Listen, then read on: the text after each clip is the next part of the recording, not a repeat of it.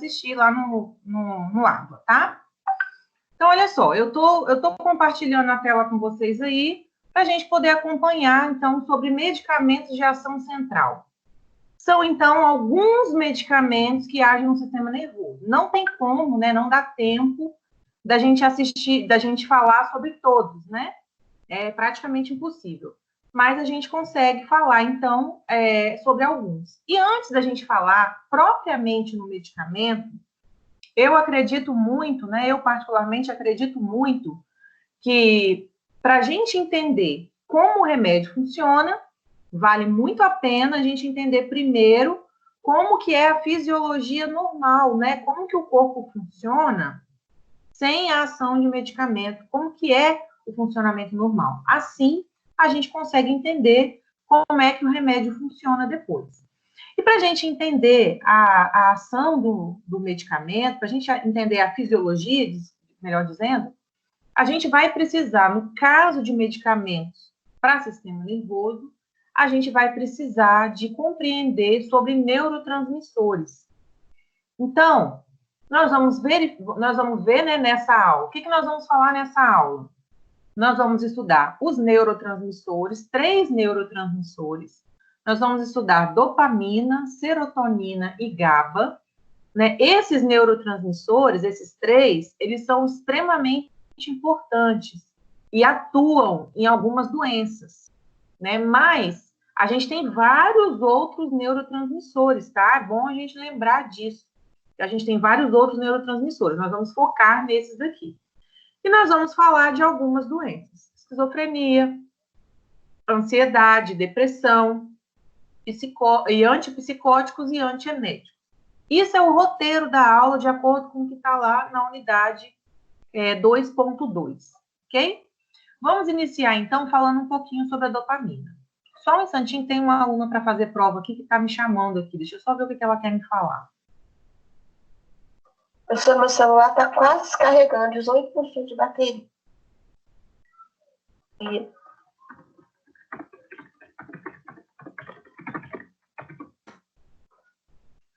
Então, pessoal, olha só.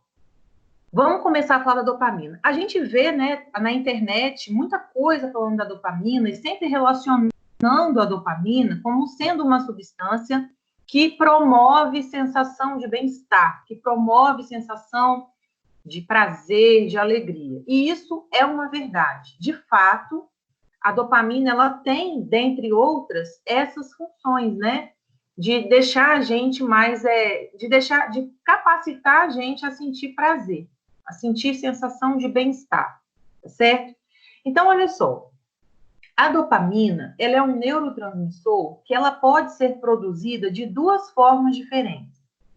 Ou ela vai chegar no nosso corpo pela alimentação, na verdade, não a dopamina. A gente vai se alimentar e na nossa alimentação vai ter um aminoácido chamado tirosina.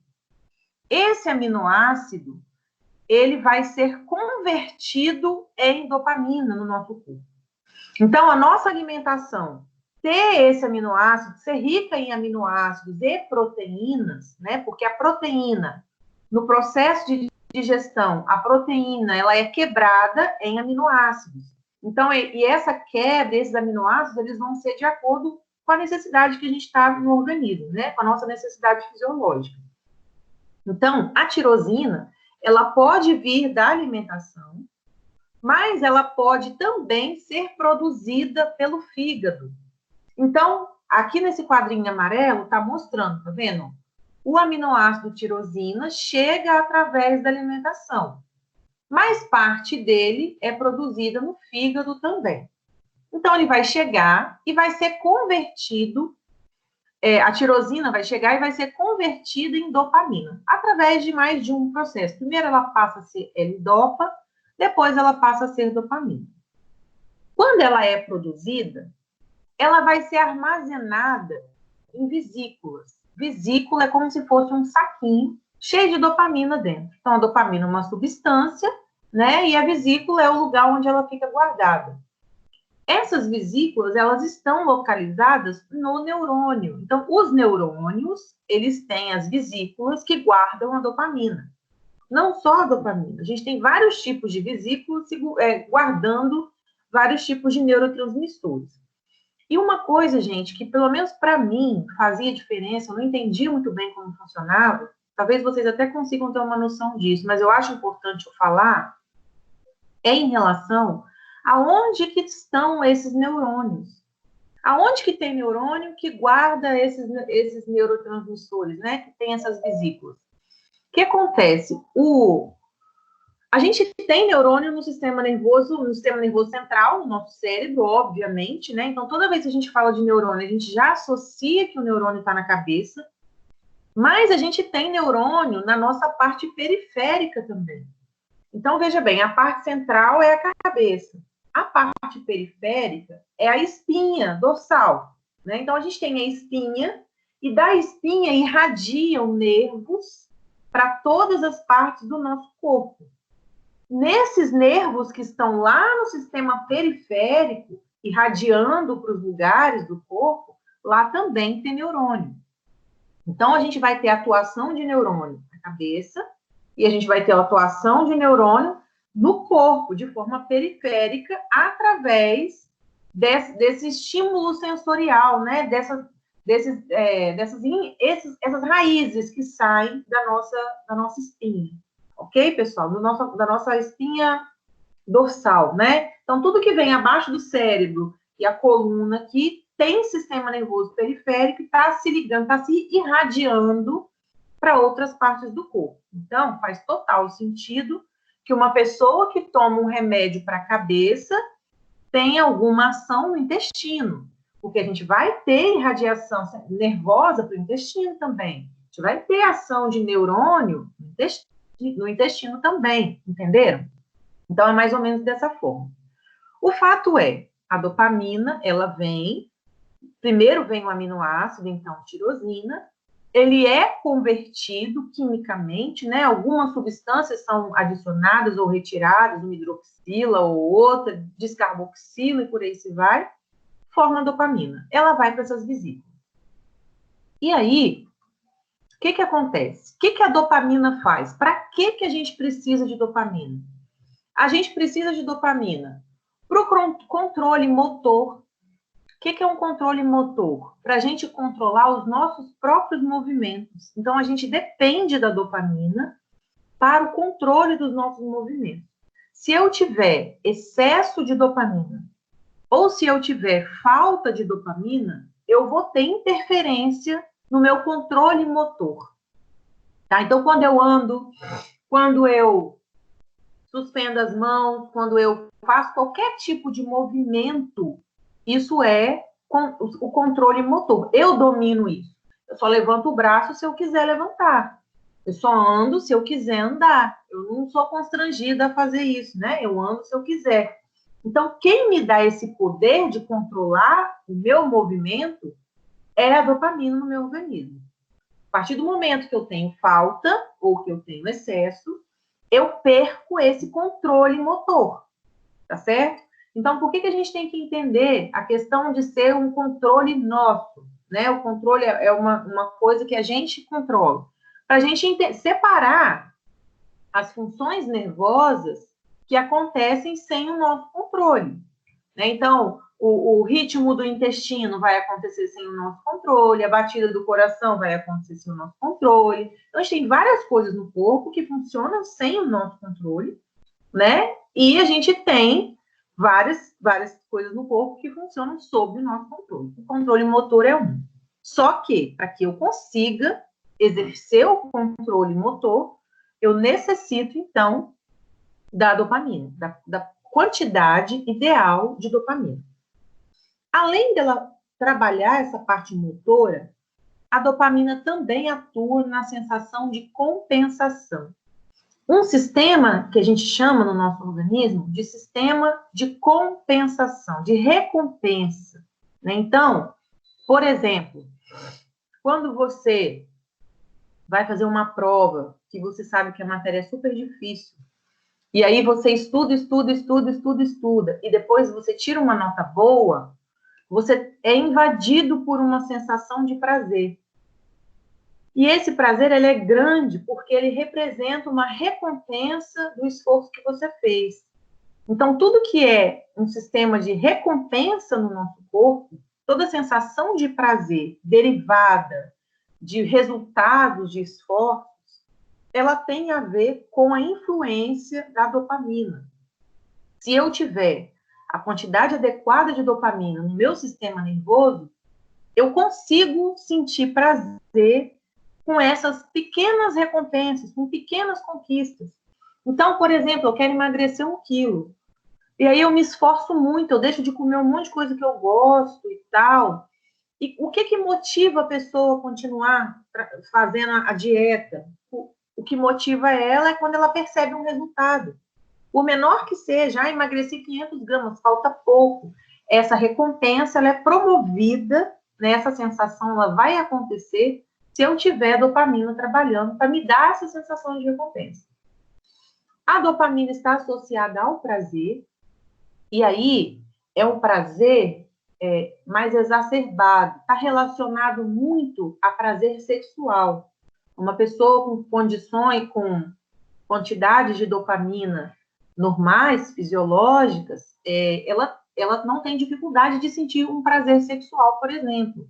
Né? Ela interfere diretamente nesse tipo de prazer. E ela dá um prazer de euforia também. Então, quando você consegue se sentir eufórico com alguma coisa, você tem fortemente a atuação da dopamina no seu sistema nervoso. A dopamina está relacionada ao humor, então a sua capacidade de se alegrar, de ficar feliz, de ficar bem-humorado, está relacionada à dopamina. A atenção e a cognição são duas funções da dopamina que estão ligadas. A atenção é a sua capacidade de se concentrar. Então, dependendo da quantidade de dopamina que está circulando no seu sistema nervoso, você consegue se concentrar. Né? Então, por exemplo, vou dar um exemplo pessoal. Se eu sentar, igual agora que eu estou dando aula para vocês, eu estou sentada na sala da minha casa. Aqui em casa é muito pequenininho. A sala e a cozinha são juntos, praticamente, né? O mesmo ambiente. Então, eu estou aqui. Se alguém entrar aqui na cozinha para fazer alguma coisa, para tomar água, ou se Estevão entrar aqui e começar a brincar, eu, Sara, continuo dando aula aqui numa boa, não me perturba. Porque eu sempre tive, né, uma característica pessoal minha, eu sempre tive uma boa capacidade de concentração. Vocês já devem ter me observado, né, ao longo desse tempo que vocês me conhecem, que aluno falar dentro da sala de aula não me perturba. Só me perturba quando eu vejo algum outro aluno insatisfeito. Aí eu intervenho. Quando não é isso, para mim, tanto fez como tanto faz. Eu estou concentrada no que eu estou falando. Eu estou concentrada na linha de raciocínio que eu tenho que seguir. Então, isso é uma questão de você se concentrar. Eu consigo fazer isso. Quando eu era adolescente, eu estudava, fazia cursinho pré-vestibular, estudava pra caramba, ouvindo música. Então, eu botava o som funcionando ali e estudava. Né? E a música me ajudava a me concentrar. Olha só para você ver. Então, é característica. Agora, se eu tivesse um déficit de dopamina ou um excesso de dopamina, eu não ia ter essa facilidade de concentração. Entenderam? Uma outra coisa, por que eu falei que ela está totalmente ligada à questão da cognição? Tá vendo cognição aqui embaixo? Cognição é a sua capacidade de aprendizado. Tudo que você aprende está relacionado à sua capacidade cognitiva. E aí, então, por exemplo, vamos imaginar que você ficou muitos anos sem estudar e agora você está voltando para a faculdade. Pode ser que no início você sinta uma dificuldade mesmo. Mas se você se dedicar no sentido de que, assim, todo dia você lê um pouquinho, todo dia você pega, sei lá, meia hora de uma matéria, assiste uma videoaula. Se você começa a fazer isso com frequência, você ativa o seu sistema cognitivo. Por isso que vai passando o tempo que você está na faculdade, por exemplo, você vai conseguindo compreender melhor as coisas. Porque a sua capacidade cognitiva, ela se amplia na medida em que você força ela a funcionar. Então, não existe ninguém altamente inteligente ou altamente burro. Nós temos uma capacidade cognitiva que é influenciada pela dopamina, né? E aí você começa a fazer uma análise até mais profunda a respeito. Por que criança de periferia, criança mais pobre, tem mais dificuldade de aprender do que uma criança de classe média? Se elas estudarem na mesma escola, se sentar uma do ladinho da outra, você vai perceber uma diferença, né? Por quê? Porque a criança que tá lá que é da periferia, que é pobre, tem pouca condição em casa, ela não se alimenta muito bem. Como ela não se alimenta muito bem, ela não vai ter, talvez, os aminoácidos necessários para ser formada a dopamina e ela conseguir ter uma capacidade cognitiva como o coleguinha da classe média que toma o seu café da manhã, vai para a escola de barriguinha cheia, come direitinho em casa e tal. Então, por isso que, de um tempo atrás para cá, começou a ser obrigatória ter merenda na escola. Porque a criança, ela precisa de comer, ela precisa se alimentar, ela precisa ter aminoácido para que seja convertido em dopamina e ela tenha uma capacidade cognitiva, ou seja, ela tem uma capacidade de aprendizado. A ciência mostra que uma criança de 2 até 8, 9 anos, ela tem grande capacidade de aprendizado. Isso se ela tiver uma alimentação sadia. Se ela não tiver, ela perde essa capacidade. Ela não se concentra, ela dorme na sala de aula, né? Então, a dopamina, ela está relacionada a essa cognição, entenderam? Além disso, a dopamina também, ela exerce funções endócrinas, ela exerce funções no sistema endócrino, na produção de hormônios, né, na digestão, ela trabalha também, ela trabalha na motilidade intestinal. Lembra que eu falei que a gente tem neurônios periféricos, atuando de forma periférica, não só na cabeça? Então, a gente vai ter essas funções, né, dela agindo lá no intestino, ajudando na motilidade intestinal e tudo mais. Ela tem várias funções. Como ela exerce essa função? Então, é assim, primeiro vai acontecer um impulso nervoso. Esse impulso nervoso, a gente chama ele de potencial de ação. A gente tem um neurônio que ele tem mais ou menos o formato de uma mão aberta, né, com um braço assim. O neurônio, ele tem mais ou menos esse formato. Você tem um emaranhado de neurônios. E para que eles tenham atividade, um precisa se comunicar com o outro. Entenderam? Esse desenho que está aqui, ele está mostrando uma partezinha desse neurônio. Se fosse uma mão aberta, que seria um dedo, né? Uma partezinha desse neurônio se comunicando com outro neurônio. Essa comunicação, ela vai acontecer na hora que tem um impulso nervoso. E esse impulso nervoso, ele acontece quando entra cálcio no neurônio. Então, eu preciso ter cálcio para formar osso no meu corpo, mas eu preciso de ter cálcio no potencial de ação nervosa, para o meu coração bater, uma série de outras funções, né? Então, o que acontece? O cálcio entra no neurônio, acontece um potencial de ação, né? Então, o cálcio ele vai entrar aqui no neurônio. Quando ele entra no neurônio, ele vai lá naquelas vesículas onde tem dopamina guardada e rompe aquelas vesículas. Quando ele rompe a vesícula, a dopamina é lançada para fora do neurônio, com o objetivo de entrar no outro neurônio. Tá certo? Então, o potencial de ação é essa comunicação. Essa comunicação entre um neurônio e outro, ela vai se dar por um neurotransmissor. Ele já é chamado de neurotransmissor porque ele está transmitindo alguma informação entre um neurônio e outro, né? E a dopamina, ela transmite que informação? O prazer, a compensação, o controle motor, a cognição, ela transmite isso, né? Então, venha o cálcio, entra, rompe a vesícula, a dopamina é liberada aqui nesse espaço. O espaço entre um neurônio e outro neurônio é chamado de fenda sináptica. Tá vendo aqui escrito, ó? Então, vai acontecer um impulso nervoso, que é o potencial de ação, vai entrar cálcio no neurônio, vai romper as vesículas onde está a dopamina e liberar a dopamina na fenda sináptica. Quando a dopamina chega na fenda sináptica, para a informação ser completa, ela tem que entrar no outro neurônio. Se ela vier aqui para a fenda e não se ligar no outro neurônio, não tem atividade nenhuma. Se eu não tiver uma alimentação rica em aminoácido tirosina, eu não vou ter dopamina estocada aqui para ser lançada aqui nessa fenda.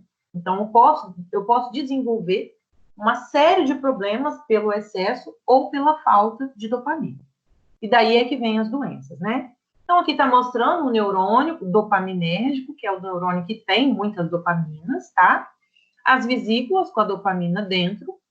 Quando vem o potencial de ação, então, olhando por esse lado azul aqui, a vesícula ela vai chegar cá para a beiradinha do neurônio, vai se romper pela ação do cálcio, e essas bolinhas, que são a dopamina, vão cair na fenda sináptica. Do lado de cá, eu tenho outro neurônio receptor. Esses espaços, essas estruturazinhas aqui representam os receptores. A dopamina vai se ligar no receptor. O que acontece quando vem aquele monte de dopamina aqui e tampa todos os receptores? O excesso, ele volta, né? Ele é recaptado e vai ser estocado de novo. O organismo, ele faz isso de uma forma muito eficiente, de uma forma muito inteligente. Ele joga lá a dopamina. Se tiver sido utilizada a quantidade total, beleza. Né? Se não for utilizado, ele pega de volta e guarda de novo. Quando precisar, ele tem. Então, o organismo ele faz isso. Quando a dopamina se liga, então ela transmite aquela informação pertinente à situação, né? Então, gente, daí a gente entendendo como que isso acontece, essa é a parte fisiológica. A gente vai entender, então, as doenças. Então, veja bem, ela está intimamente envolvida, a dopamina, em alguns transtornos do sistema nervoso central. Por exemplo, esquizofrenia. Outro exemplo, doença de Parkinson. Outro exemplo, distúrbio de déficit de atenção, dependência química e alguns distúrbios endócrinos. Olha só que interessante. Esquizofrenia. Se eu voltar aqui, estou voltando alguns slides. Se eu voltar aqui e ver a função da dopamina, como que eu vou poder relacionar a esquizofrenia? Na esquizofrenia, a pessoa tem psicose.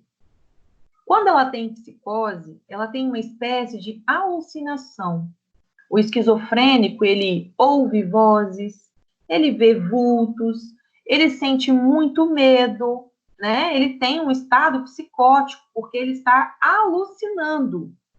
A alucinação, ela é provocada pelo excesso da dopamina. O excesso da dopamina vai provocar um excesso de prazer. E aí, nesse caso, deixa de ser algo benéfico para ser algo que leve a uma euforia a ponto da pessoa quase endoidar, quase enlouquecer, né? Ela está relacionada também com essa questão do humor, com essa questão da atenção, tudo isso, a dopamina ligada a isso daí, é o excesso de dopamina provocando isso.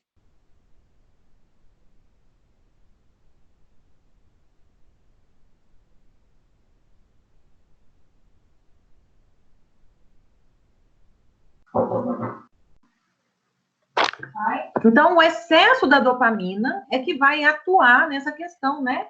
De excesso de prazer, de excesso de humor, por exemplo, né? Quando a gente fala excesso de humor, não é deixar a pessoa bem-humorada ou mal-humorada, nesse caso, né? Mas a questão da pessoa ficar alucinada, né? Alucinada mesmo, real.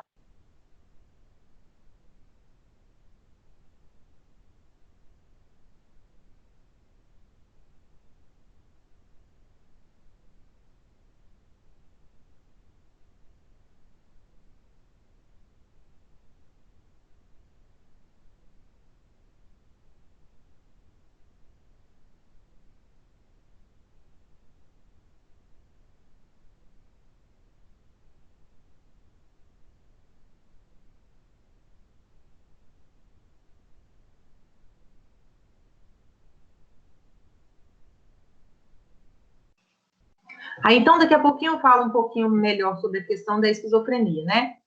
O outro exemplo que deu lá foi a doença de Parkinson. O que é a doença de Parkinson? É quando a pessoa, ela treme muito, né? O tremor, ele está relacionado a um controle motor. Ou a pessoa treme muito no Parkinson, ou ela vai paralisando, né? Ela perde, de fato, o controle motor. Esse controle motor, ele é perdido, esse tremor, né? Ele é perdido com excesso de dopamina. Quando tem muita dopamina circulando no sistema nervoso, a pessoa perde o controle. E é tanta dopamina que a pessoa treme. Então, esse tremor, e mesmo quando a pessoa enrijece, é como se ela já tivesse, como se na cabeça dela tem tanta dopamina que ultrapassa o tremor. Ela avança para um estágio maior, mais grave, de acabar deixando a pessoa parada, literalmente. É como se entrasse em colapso, como se entrasse em pane. E aí a pessoa enrijece, ela não consegue levantar o braço direito, ou ela perde o controle da fala. O estágio avançado do Parkinson, a pessoa, você não entende nada que a pessoa fala, né? Porque ela não tem controle motor nem do maxilar dela, nem da língua. Então, ela não consegue pronunciar as palavras.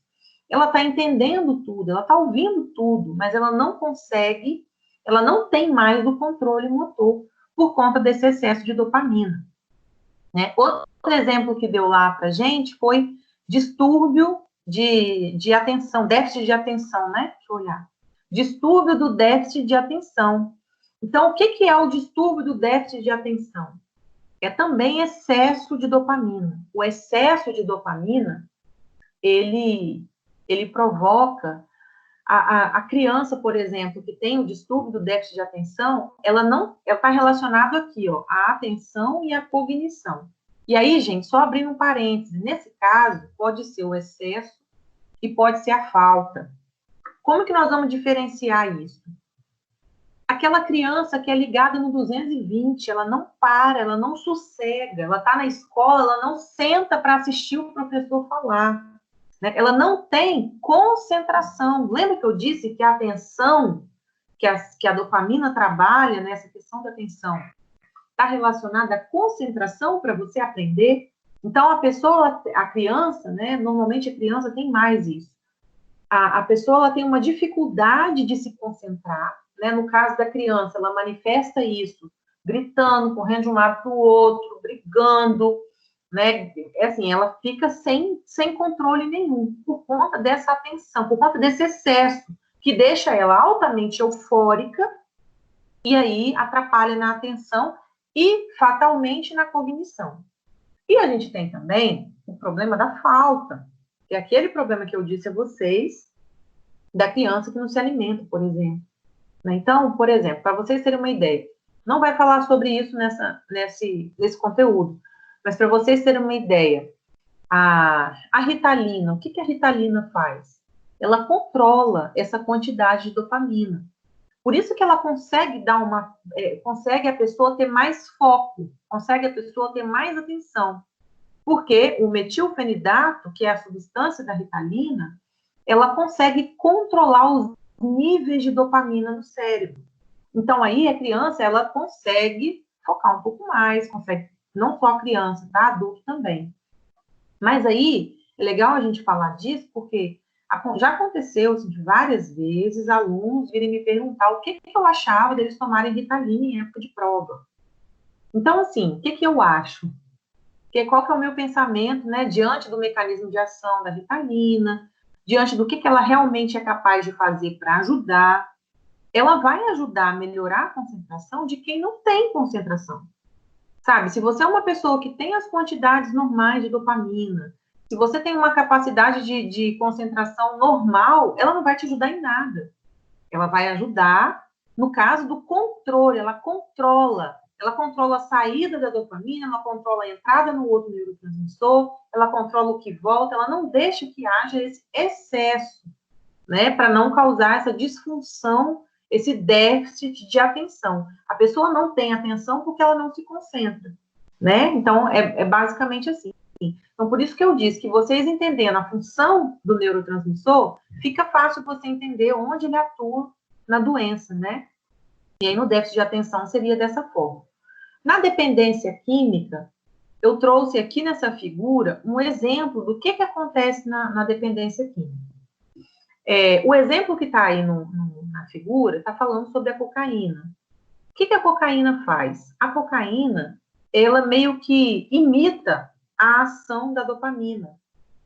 Ela tem essa capacidade de dar um prazer exacerbado, ela deixa a pessoa com um humor alto, a ponto de entrar em estado psicótico. Tem pessoa que cheira cocaína que fica alucinado, que fica altamente agitado. Essa agitação que a cocaína provoca na pessoa é semelhante ao que o excesso da dopamina faz. Então, olha só o que a cocaína faz. Quando a pessoa cheira cocaína, e veja que quando uma substância ela é inalada, ela imediatamente ela vai começar o seu efeito, né? O nariz é altamente vascularizado e praticamente não precisa haver absorção para começar a ter efeito. Não precisa cair na corrente sanguínea para começar a fazer efeito, né? O efeito é imediato. Não precisa de entrar, de cair na corrente sanguínea que eu falo, de entrar no seu nariz, você vai descer para o estômago, para o intestino, não vai acontecer isso. Então, é rápido o efeito. Né? Então, aí, o que a cocaína faz? Como ela tem uma estrutura semelhante à estrutura da dopamina, ela consegue fazer várias coisas lá no sistema nervoso. Primeiro, ela consegue estourar a vesícula de dopamina, ela consegue lançar mais dopamina na fenda, ela consegue se ligar também no mesmo canal que a dopamina se liga, e ela consegue impedir que o neurônio pegue de volta o excesso de dopamina. Então, o que a cocaína faz? Ela mantém o espaço aqui da fenda sináptica cheio de dopamina por muito mais tempo. E o que o organismo entende? O organismo entende assim: se tem muita dopamina aqui, eu preciso de arranjar mais receptores para entrar mais. Né? E aí, o que vai acontecendo? Com o tempo que a pessoa começa a usar essa droga, o organismo dela vai criando mais receptores para poder receber a quantidade exagerada. Quanto mais receptores tem, mais a pessoa precisa de mais. E assim a gente vai gerando um mecanismo de dependência. Porque o corpo entende, né, o sistema nervoso entende, que já que tem muita dopamina, então eu preciso ter receptor para ela, e construo esses receptores. E aí, na hora que vem aquele monte de dopamina, quando a pessoa cheira cocaína, que vem um monte de dopamina e que vem cocaína, tem que ter um monte de receptor para se ligar. E aí a pessoa fica mesmo, eufórica, alegre, cheia de prazer, achando que tudo é bom, e chega até a alucinar. Aí, por isso que está relacionado com a dependência química, porque esse excesso vai gerar uma fabricação, né, por parte do organismo, de mais receptores. E aí, quando a pessoa para de usar a cocaína, fica um monte de receptor vazio. Quando esses receptores ficam vazios, a pessoa tem a abstinência, porque se criou um monte de receptor, e cadê a substância para se ligar nele? Entenderam? Então, por isso que está relacionado à dependência. E aí, eu imagino que vocês devem estar pensando, né, como é que vai desfazer esse processo. Esse mesmo receptor que foi criado para receber essa cocaína e esse excesso de dopamina, ele vai ser desativado pela falta de uso. Então, se a pessoa ficar meses sem usar, então quando ela fica internada numa clínica, sem usar, esses receptores vão sendo inativados pouco a pouco.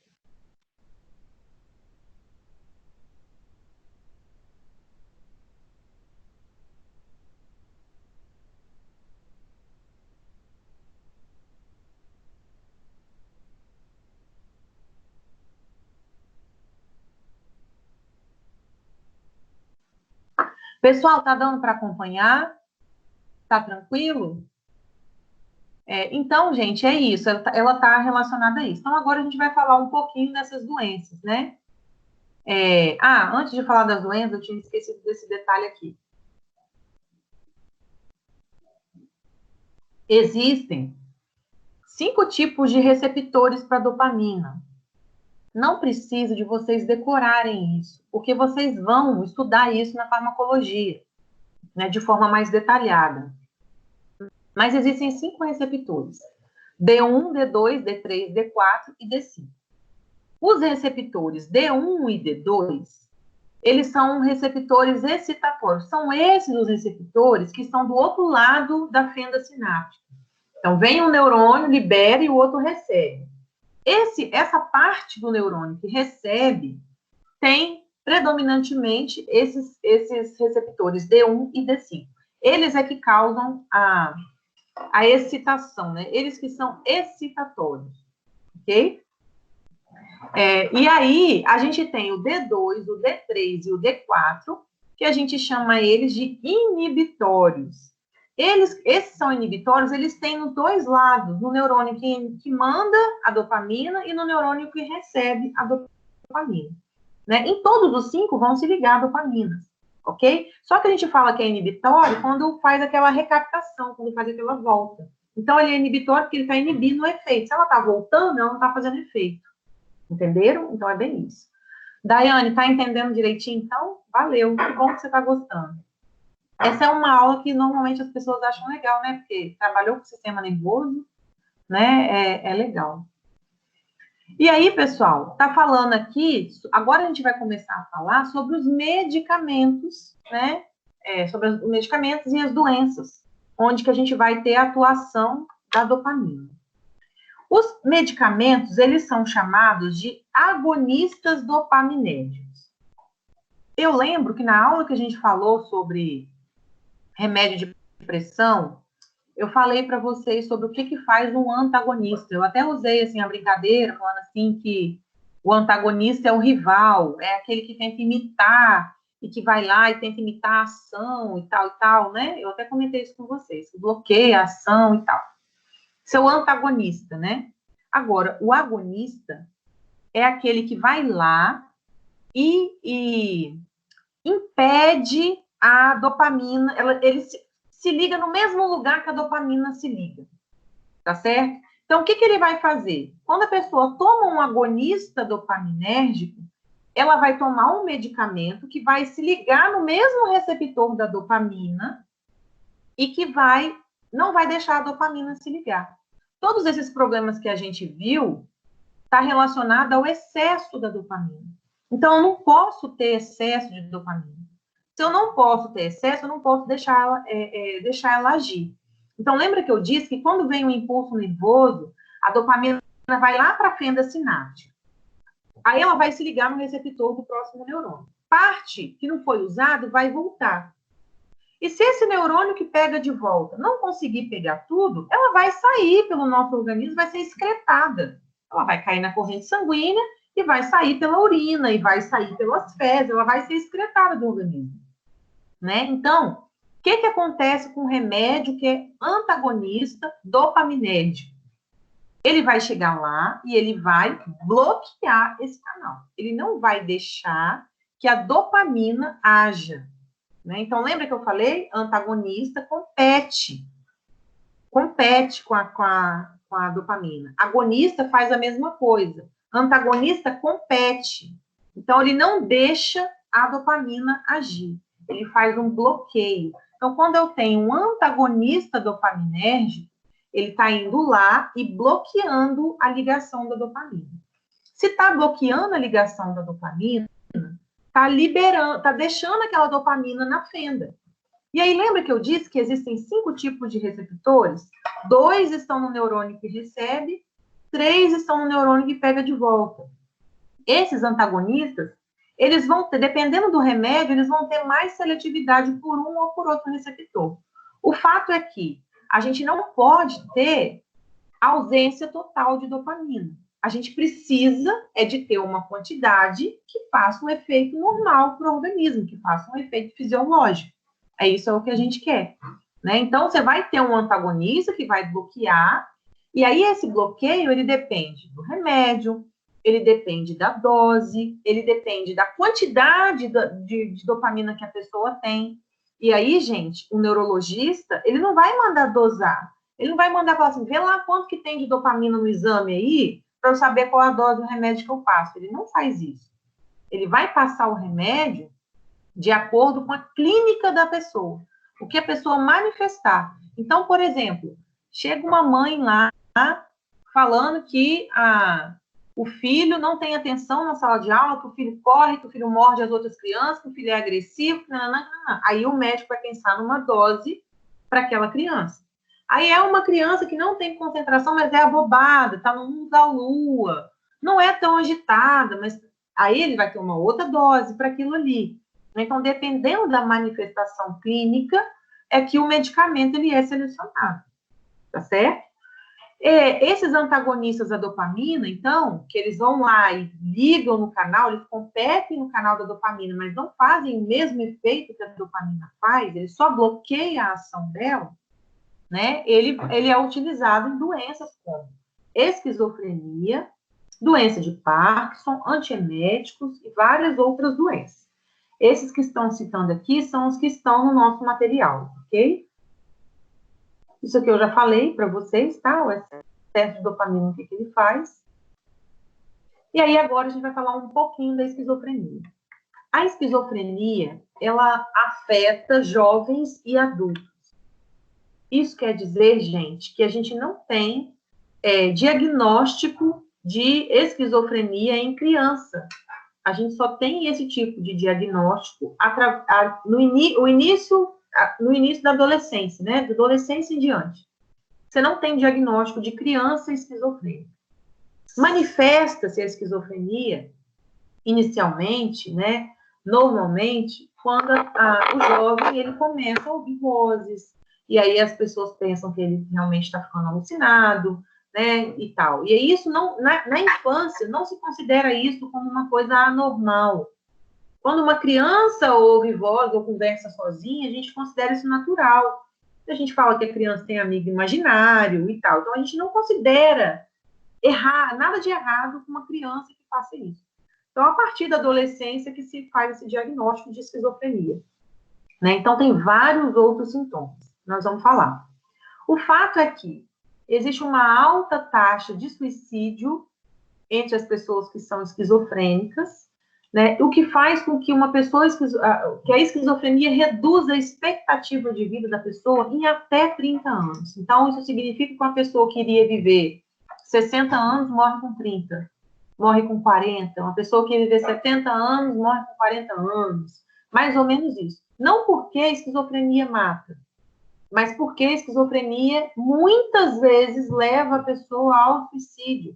A pessoa escuta alguém falando para ela se matar, e aí ela vai e se mata, né? Então, existe isso, né? A pessoa, quando ela entra em estado de psicose crônica, ela surta, então aí ela tem esse risco de se suicidar. A esquizofrenia também, ela tem uma maior prevalência em homens, e a gente vai controlar isso com os antipsicóticos. Gente, eu lembrei de uma coisa aqui que eu sempre falo nessa aula. Toda vez que eu dou essa aula em alguma turma, eu falo sobre isso. Vocês já devem ter ouvido falar alguma vez, né, de pessoas que ficaram doidas de tanto estudar. Fulano era muito inteligente e endoidou, ficou maluco, ficou biruta, tal. E sempre tem, se for cidade interior, então, sempre tem um caso de alguém que ficou doido de tanto estudar. Vocês já devem ter ouvido falar sobre isso.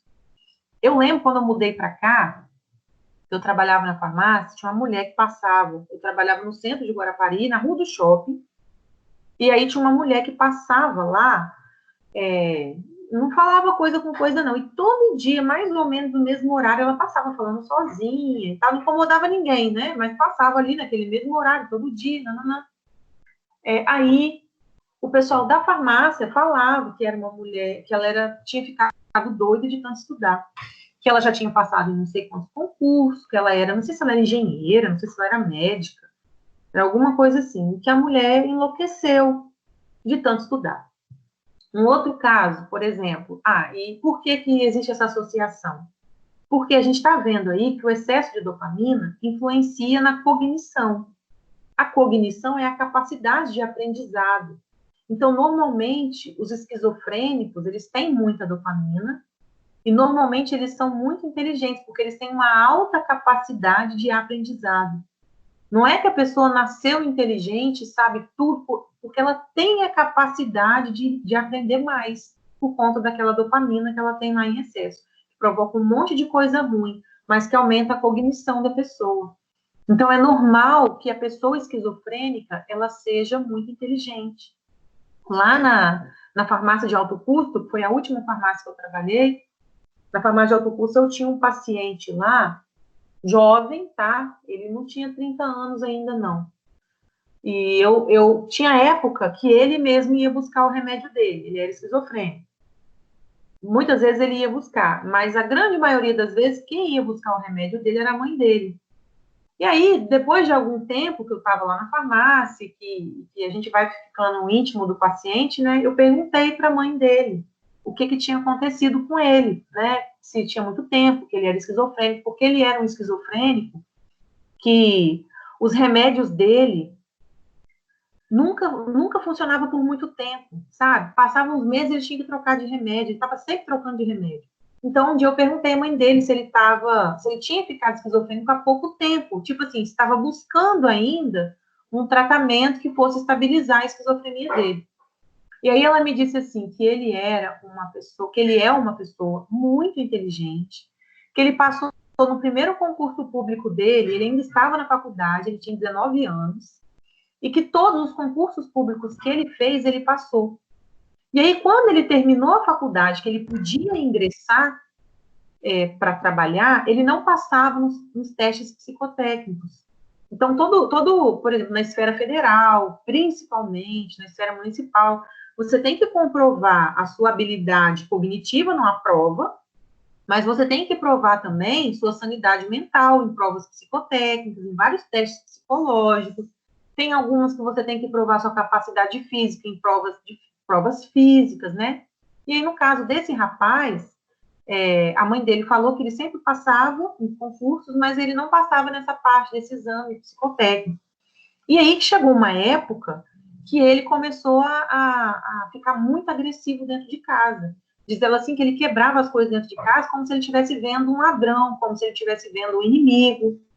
E aí ela se deu conta de que ele tinha, de fato, algum problema. E aí, quando foram ver, né, aí ele surtou mesmo, porque eles começam assim, na agitação, alguns ficam agressivos, e aí depois eles entram numa fase de isolamento. Então, eles começam a se isolar socialmente porque eles entendem que as pessoas estão percebendo que ele não está normal. Eles percebem que a pessoa já está olhando para ele diferente. E percebe, pô, eu estou ouvindo vozes aqui, ninguém está ouvindo, então será que eu estou ficando doido? Então, eles começam a se fechar e eles entram numa fase de isolamento. Então, no caso desse rapaz da farmácia, ele teve um surto grave de quebrar tudo dentro de casa, de botar a mãe dele quase doida. Foi quando ela buscou atendimento e constatou que ele é esquizofrênico, né? E aí, então, por isso que ele nunca conseguiu passar no concurso, mas ele nunca conseguiu entrar, né, no concurso, mas ele era uma pessoa altamente inteligente do ponto de vista cognitivo. Fazia contas de cabeça, cálculos sérios, assim, graves de cabeça, entendeu?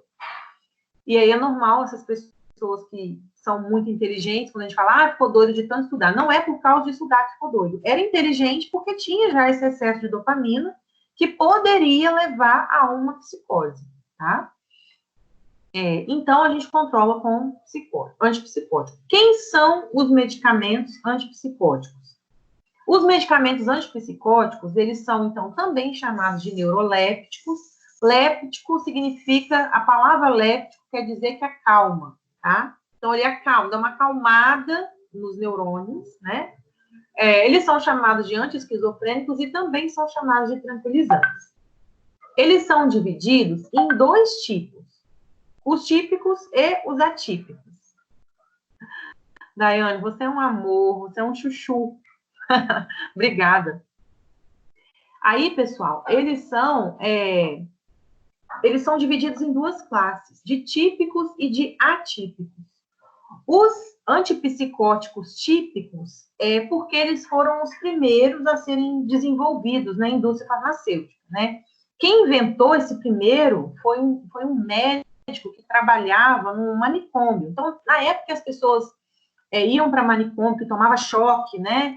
Esse médico, ele criou essa fórmula, que é a clorpromazina. Não é nem que ele criou a clorpromazina sozinha. Na verdade, o que aconteceu foi que ele resolveu testar se a clorpromazina funcionava para a esquizofrenia, para aquele caso, né, da pessoa que tomava choque, não precisava tomar choque. E funcionou. Então, a clorpromazina, eu acho que na farmácia o nome dela é Ampliquitil, se eu não estou enganada, eu acho que é Ampliquitil. A clorpromazina, então, ela foi o primeiro medicamento utilizado para a esquizofrenia. É utilizado até hoje com grande grau de eficácia. Ele vai lá e antagoniza, ele vai lá e bloqueia os receptores de dopamina. Então, ele dá uma sossegada na pessoa. Aquela euforia que a pessoa tinha da esquizofrenia é sossegada com a clorpromazina. O haloperidol, que lá na farmácia ele se chama Aldol, ele também é um antipsicótico típico. Ele também é usado na esquizofrenia. Altamente potente, tem um efeito muito bom, mas ele atua mais nos sintomas chamados de positivos. Então, a esquizofrenia, os sintomas, eles são divididos em sintomas positivos e sintomas negativos. Esses sintomas positivos são os sintomas relacionados com a agitação. Então, por exemplo, uma pessoa que está alucinada, que está delirando, que fica com o pensamento todo desordenado, que tem distúrbio de movimento. Esses são os sintomas positivos da esquizofrenia. Os sintomas negativos estariam relacionados mais àquela fase que a pessoa entra em isolamento, que a pessoa percebe, né, que ela está doente, que ela não está normal e se isola. Naquele sintoma que a pessoa tem dificuldade de demonstrar afeto por outras, que começa a ficar acanhado. Esses são os sintomas negativos da esquizofrenia. E é muito comum que, num surto, a pessoa apresente muitos sintomas positivos, e fora do surto, ela apresente muito dos sintomas negativos, e vai como fala, migrando de um a outro, né, literalmente. Então, o haloperidol, ele funciona bem nesses sintomas positivos. Vocês já devem ter ouvido falar na injeção do Aldol. A injeção do Aldol é dada em surto, né? Tem uma injeção do Aldol, que é o Aldol decanoato, que ele dura mais tempo no corpo. Então, tem gente que toma uma vez por mês aquele Aldol decanoato, tá tudo beleza. E tem o Aldol injetável sem ser o decanoato, que pode ser usado com maior frequência. E ele é nessas crises de surto. Surtou, não tem quando você vê em filme? Surtou, a pessoa vai lá com injeção? Ali, normalmente, tem Aldol, né? Porque ele dá uma sossegada na pessoa ali, naquele momento, tá? Aldol misturado com diazepam, misturado com alguma outra coisa, né? Para dar uma derrubada no cidadão. Mas é isso daí. E a gente tem os atípicos, né? Os atípicos são os mais recentes. Então, todo medicamento antipsicótico que foi criado a partir de 1970 é considerado atípico, né? Eles vão atuar tanto nos sintomas positivos quanto nos sintomas negativos da doença. Então, até coloquei aqui, ó, são sintomas negativos: o isolamento social, a dificuldade de demonstrar os sentimentos, falta de iniciativa, né? Então, esses sintomas negativos, o Aldol não adianta, a clorpromazina não adianta, né? Aí teria que entrar com antipsicótico atípico. Qual o problema do antipsicótico atípico? Normalmente, ele é muito caro. Ele é bem mais caro do que o típico, tá? Esse acaba sendo o maior problema, tá bom? Quem são os atípicos? Risperidona, clozapina, sulpirida e olanzapina. De todos esses daqui, né, acaba que a clozapina, ela é a mais forte, ela é a mais eficiente. Só que ela pode causar efeitos colaterais mais graves. Então, a pessoa que usa clozapina, ela precisa ser monitorada no exame de sangue com frequência, que ela pode causar uma queda de leucócito, ela pode causar a granulocitose, que é tipo uma alergia no sangue, e ela tem que ser suspendida, tá? Então, o que acontece? Às vezes, a pessoa esquizofrênica controla muito bem com clorpromazina. Com clozapina. Só que vai dando um tempo que ela está tomando aquilo, já começa a ter um monte de outros problemas. Aí, o que o médico faz? Suspende, dá um outro, tipo olanzapina, quetiapina, dá um outro, e aí depois ele retorna com a clozapina, só para sair do corpo mesmo, aí depois ele retorna com a clozapina, né, e vai monitorando esse efeito. Os fármacos antieméticos, eles estão relacionados nessa aula, não porque eles atuam como antipsicóticos, né? Não porque eles atuam na esquizofrenia. Antiemético é remédio para vômito, mas é porque eles também inibem receptor de dopamina, especificamente o receptor D2. Esse receptor D2, ele está relacionado com a motilidade gástrica. Então, quando a gente vomita, a comida, ela está voltando, a gente tem um refluxo. E o que a gente precisa é que haja, essa comida seja empurrada para baixo, né? Que haja o movimento, o trânsito intestinal, ele seja empurrado. E esses remédios, quando eles se ligam nesse receptor D2, eles fazem com que o intestino tenha motilidade gástrica e empurre a comida para baixo. Então, quem faz isso? A domperidona faz isso muito bem, que é o motílio. Né? O motílio, o nome motílio, que é o nome de marca da domperidona, já te dá uma ideia de que está movendo. Motílio, está se movendo, né? Então, esse medicamento, ele se liga no receptor D2. Quando ele se liga no receptor D2, ele promove a motilidade do sistema gástrico, desde o estômago até o intestino. Então, ele empurra a comida para baixo, evitando que haja um refluxo e o vômito. A bromoprida faz isso e o Plasil faz isso, né, que é a metoclopramida.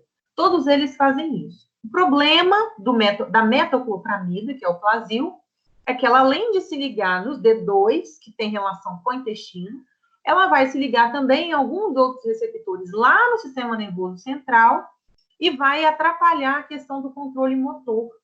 E aí, quando ela faz isso, a pessoa ela pode ter uma reação chamada extrapiramidal, que é quando ela tem movimentos involuntários. Então, uma pessoa que toma Plasil, ela pode ter esse tipo de reação, e se ela tiver, ela vai achar que ela está morrendo. Porque a sensação que a pessoa tem é que por dentro ela está altamente agitada, mas ela não consegue se mexer. Ela não consegue ter domínio dos movimentos dela. Né? Fora que tem algumas reações extrapiramidais que a pessoa ela começa involuntariamente a mexer, ela fica mexendo o braço sem querer, ela quer parar o braço e não consegue parar. Né? Então, o Plasil, ele pode fazer isso. Por isso que, antigamente, o Plasil, ele era considerado um fármaco de primeira escolha para vômito, né, para caso de enjoo.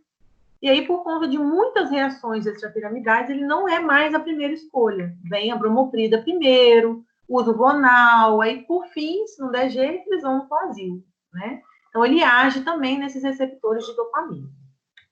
Tá tranquilo aí, meninas? Estamos só na aula das meninas hoje. Então, aqui a gente encerra a dopamina. Eu vou falar da serotonina agora, tá? É bem mais fácil de entender. Se vocês entenderam a dopamina, vocês vão entender a serotonina com muita facilidade também, e aí a gente vai conseguir ir mais depressa. A serotonina, ela também é formada a partir de um aminoácido. Só que lá na dopamina é a tirosina. Aqui na serotonina, o aminoácido que dá origem é o triptofano. Então, o triptofano, ele só chega para nós através da alimentação. Você vai se alimentar de proteína, você vai se alimentar de aminoácido, e nesse aminoácido eu vou ter o triptofano e ele vai ser convertido em serotonina. A serotonina, ela já está relacionada mais à sensação de alegria, né? Eu vou ter os neurônios chamados desculpa, gente. Eu vou ter os receptores chamados serotoninérgicos, tá? Então, a gente tem 7 receptores serotoninérgicos. Não vamos precisar decorar isso, tá? É importante saber, não vamos precisar decorar. Mas a gente tem esses receptores serotoninérgicos, 7 receptores, aonde que os medicamentos vão atuar, tá bem? E a serotonina, igual a dopamina tem um monte de função, a serotonina também tem. Então, olha só, o que a serotonina faz? A serotonina, ela está envolvida na regulação do sono, ela está envolvida na regulação do apetite, do ritmo cardíaco, ela tem a ver com a nossa memória, com os nossos processos digestivos, também é responsável pela sensação de alegria e controla diversas reações do organismo. como, por exemplo, o medo, a função sexual, transtornos obsessivos compulsivos, tudo isso está relacionado à serotonina. Ela é um neurotransmissor muito importante e também está relacionada, tipo assim, você tem que ter uma alimentação adequada para que haja formação disso. A diferença básica, quando eu falo de dopamina e serotonina, é o seguinte, pessoal. A dopamina, quando ela provoca problema grave, normalmente ela está em excesso no corpo, lá no sistema nervoso. E a serotonina, quando ela provoca problema grave, é porque ela está em falta. Entenderam? Então, via de regra, a dopamina, quando tem muito, dá problema. E a serotonina, quando tem pouco, dá problema. Eu preciso de ter as duas numa quantidade normal, né? Mas os principais problemas que a gente tem, oriundos da serotonina, é quando ela não está atuando direito. Ou porque ela está faltando, ou porque tem alguma substância que ela depende dela para funcionar, né? Deixa eu explicar isso melhor. O que vem aqui depois que eu não lembro, que aí eu explico direitinho isso que eu disse agora. Então, por exemplo, olha só. Imaginem vocês. A serotonina foi convertida, pegou o triptofano, converteu em serotonina, guardou na vesícula. Veio um impulso nervoso, liberou aquele monte de serotonina. Aí, para ela fazer o efeito, ela vai ter que se ligar no outro neurônio, né? Do mesmo jeito que acontecia com a dopamina. O que acontece, então, na depressão? Na depressão, a serotonina, ela não liga como ela deveria ligar lá naqueles receptores. E outra coisa que acontece muito em relação à serotonina, aquele hormônio que faz a recaptação dela, aquele receptor que faz a recaptação dela, ele atua de uma forma muito forte. Então, veja bem, veio o impulso nervoso, liberou aquele monte de serotonina na fenda, e aí a serotonina, ela tem que se ligar do lado de cá. Só que antes mesmo que ela se ligue, esse mesmo neurônio já começa a pegar um monte dela de volta. É o que a gente chama de recaptação, tá certo? Se eu não tiver serotonina agindo nos receptores do próximo neurônio, a pessoa entra em depressão, certo? Isso pode acontecer ou porque a gente não tem serotonina para ser liberado da vesícula e chegar lá no neurotransmissor, ou porque a gente tem a serotonina, ela é jogada na fenda, mas o neurônio pega de volta. E aí não chega a quantidade suficiente lá para fazer efeito. Basicamente, a depressão não acontece por essas duas causas. E tem uma terceira causa, que pode ser a depressão, que pode ser também, porque, por exemplo, esse movimento da serotonina sair de um neurônio, ir para a fenda, ir para o outro, ela não faz isso sozinha. Ela precisa de alguns nutrientes para fazer esse transporte dela, para ajudar ela a chegar no outro receptor. Quem são esses outros substâncias? Vitaminas do complexo B, por exemplo, né? Então, a gente precisa de ter vitaminas do complexo B para que a serotonina consiga passar de um neurônio para o outro. Se estiver faltando vitamina, a pessoa pode estar com sintomas de depressão, só que o que está faltando nela não é nem a serotonina, é a vitamina do complexo B. A vitamina D ajuda nesse transporte. Os minerais, como, por exemplo, o zinco, ajudam nesse transporte. Então, quando a gente fala que uma alimentação saudável ajuda a controlar a depressão, é porque muitas vezes a pessoa está deprimida, não porque não tem serotonina, mas porque ela não está conseguindo agir por falta de vitamina, por falta de mineral, e por aí vai, né? O que a pessoa com depressão sente? Tristeza profunda, ela sente apatia, ela não tem vontade de fazer nada, ela quer ficar na cama, ela não quer fazer nada, ela tem alterações no apetite e ela pode entrar num processo patológico chamado mania. Nós vamos falar um pouquinho sobre ele. Então, gente, olha só. O que faz uma pessoa produzir serotonina? Então, só para a gente raciocinar, o que faz uma pessoa produzir serotonina? Alimentação adequada, porque eu preciso de ter o triptofano como um aminoácido. Exercício físico.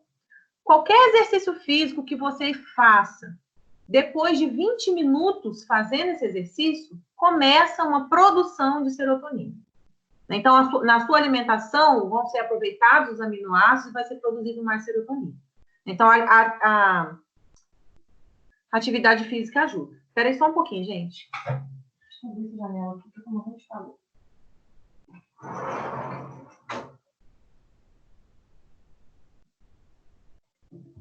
Abri a janela que eu tava com muito calor. E uma outra coisa que ajuda o nosso próprio corpo a produzir serotonina, né? A sintetizar essa serotonina. A gente fazer atividades que a gente gosta de fazer. Então, quando você faz alguma coisa que te dá uma sensação muito boa de prazer, de alegria, de estar fazendo aquilo, isso te ajuda a liberar a serotonina. Então, não tem aquela sensação gostosa quando você abraça uma pessoa que você gosta muito? Ali você está ajudando na produção de serotonina. Ou quando você passa um dia inteiro do lado de alguém que você gosta, que você acha uma pessoa super legal, ou que você bate um papo legal com aquela pessoa, ou, por exemplo, você assiste um filme que você gosta, uma série, você come uma coisa que você gosta. Por exemplo, por que chocolate é bom para TPM? Não só chocolate doce, por que a mulher com TPM ela quer doce? Porque o doce, o chocolate em si, ele tem triptofano, tá? Mas, e tem zinco também, que ajuda na questão que eu falei lá de transportar, né, a serotonina. Mas é porque o doce promove essa sensação de bem-estar na pessoa, né? Então, essas coisas ajudam a gente a ter uma serotonina endógena que funcione de forma eficaz. Então, o que é saudável? O que é uma pessoa mentalmente saudável? É uma pessoa que faz meditação, né? Cada um medita do jeito que acha que está certo, né? Mas aquele momento que você tem para você, de fazer uma coisa que você gosta, de estar perto de gente que você gosta, de comer uma coisa que você gosta, enfim. Uma pessoa saudável, ela tem que ter esse tempo dela, para ela conseguir ter essa serotonina em quantidade normal no corpo, tá certo? Então, o que acontece com a pessoa com depressão? Ela não tem vontade de fazer nada, ou seja, ela não faz nada que ela gosta. Ela tem apatia, ou seja, ela não vai fazer exercício físico, né? Ela tem tristeza profunda, ela não quer nem ver o sol, ela não quer nem sair de casa, né? Então, a pessoa com depressão, ela já tem uma deficiência da serotonina que levou ela a parar de fazer tudo aquilo que dava a manutenção da serotonina no corpo dela. Então, é um ciclo. Você tem serotonina no seu corpo funcionando, você faz coisas que você gosta, que produzem mais serotonina, que te dão mais disposição, que você faz exercício, que você entende? Então, é um ciclo. Quando a pessoa entra em depressão, ela interrompe esse ciclo. O corpo dela para de produzir, ela não tem prazer, ela não tem alegria. Então, ela já não produz endógeno.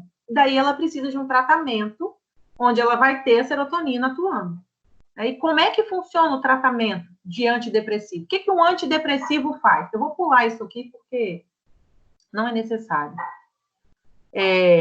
O que um antidepressivo faz? O antidepressivo, ele pode agir de duas formas. Ele pode agir bloqueando aquele canal que pega a serotonina de volta, e aí ela fica com mais quantidade na fenda e se liga no outro, né? Esses são os inibidores da recaptação de serotonina. Quem que faz isso? Fluoxetina, sertralina, paroxetina, são que fazem isso. Repara que até o nome, né, fluoxetina, paroxetina, serotonina, são nomes parecidos, né, sertralina e por aí vai, né? Eles fazem isso. Existem alguns desses medicamentos, como, por exemplo, a buspirona. A buspirona imita a ação da serotonina. É como se você estivesse ingerindo uma serotonina feita no laboratório. Então, a buspirona, ela imita a serotonina. Ela vai lá e se liga no canal e faz o que a serotonina deveria estar fazendo. E a gente tem ainda alguns antidepressivos que são chamados tricíclicos. Eles agem em 3 atuações diferentes, né? Eles podem fazer esse agonismo dos canais de serotonina, imitação de serotonina, eles podem bloquear a recaptação da serotonina e eles podem ajudar a levar a serotonina que tem de um lado para o outro. Esse, por exemplo, um exemplo desse é a amitriptilina. Ela também faz isso, né? Então, veja que o medicamento, ele basicamente consiste em fazer o que a serotonina fazia ou bloquear que ela volte, para ela poder ir adiante e fazer o efeito delas. E daí que nós, farmacêuticos, a gente não vai orientar uma pessoa a tomar um antidepressivo. Mas todas as vezes que uma pessoa for comprar um antidepressivo, que você for dar a sua orientação farmacêutica, é importante que você explique para a pessoa que aquele momento, quando ela começar a tomar o remédio, primeira coisa, o início do efeito não é imediato. A fluoxetina leva 28 dias para começar a agir.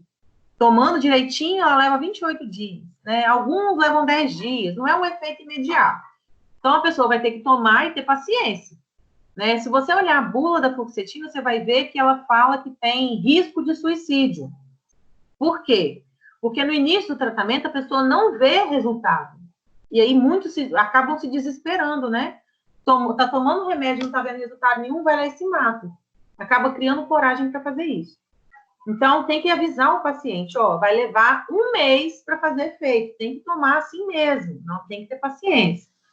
Outra orientação importante, a partir do momento que você começar a sentir os efeitos desse antidepressivo, comece a trabalhar você, comece a fazer coisas que você gosta de fazer, comece a fazer exercício, comece a se alimentar bem, tudo aquilo que ela não estava conseguindo fazer com depressão, ela tendo o antidepressivo, ela tem que voltar a fazer, para ela reativar o ciclo de produção normal de serotonina no corpo.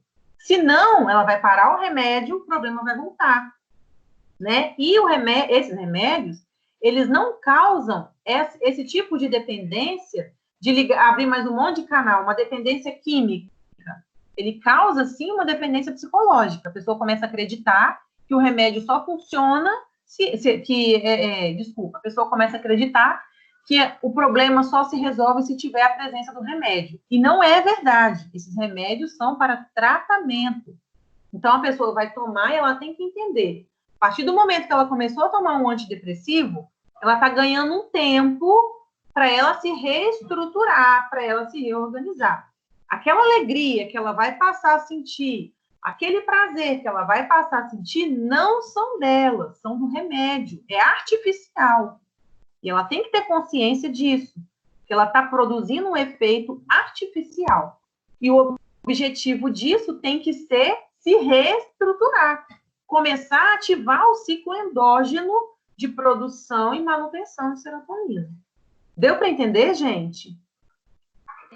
Digam para mim aí, pode falar no chat, pode falar falando, para eu saber se está indo tudo bem.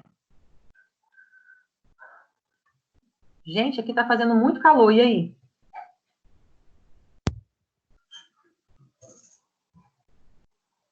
Então, em relação à dopamina, em relação à serotonina, era isso. Dopamina, esquizofrenia, mal de Parkinson, excesso. Serotonina, depressão por conta da falta, tá certo? E nosso último neurotransmissor de hoje é o GABA. O GABA, ele é chamado de ácido gama-aminobutírico. Ele é sintetizado também a partir de um aminoácido, só que esse aminoácido é o glutamato. Então, lá na dopamina, a gente tinha a tirosina. Na serotonina, a gente tem o triptofano. E no GABA, a gente tem o glutamato. Então, são 3 aminoácidos que dão origem a 3 tipos de neurotransmissores diferentes. O GABA, ele tem ação na visão da gente, né, na nossa vista. Também atua parte dele no controle motor. E ele tem muito a ver com a regulação da ansiedade. Porque uma pessoa que tem a quantidade suficiente de GABA no organismo, ela consegue ter... na hora de dormir, ela dorme. Na hora de acordar, ela acorda. Você entende? Ela regula sensações no corpo, ela regula funções no corpo normais, e ela regula também a questão da ansiedade. O GABA, ele é um neurotransmissor inibitório. O que significa isso? Significa que ele inibe a capacidade de algum neurônio gerar um potencial de ação. Ele inibe essa passagem de um para o outro.